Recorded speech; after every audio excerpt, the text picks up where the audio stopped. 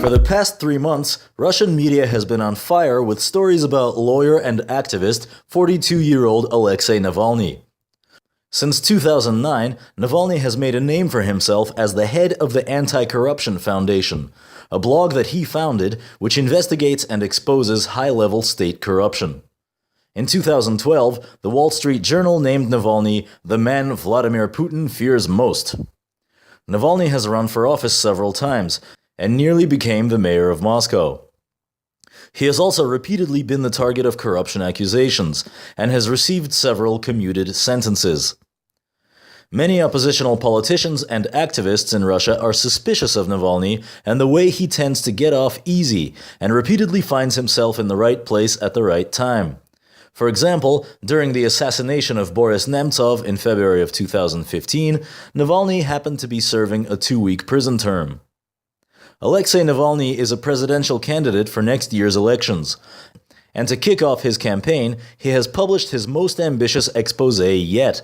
In early March, Navalny's Anti-Corruption Foundation published a 49-minute documentary online exposing Prime Minister and former President Dmitry Medvedev as the recipient of several bribes worth billions of dollars, primarily in the form of real estate. One of the Anti-Corruption Foundation's chief gimmicks is aerial footage of the real estate in question, shot from their own drone.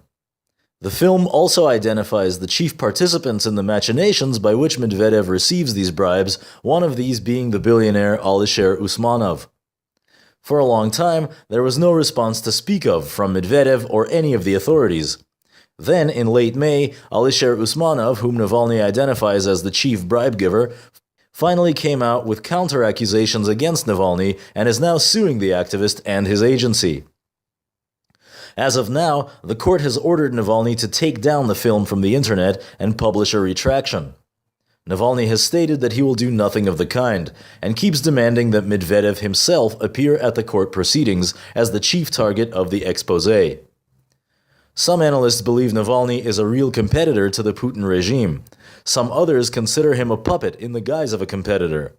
Whatever the case may be, we have not yet heard the last of him.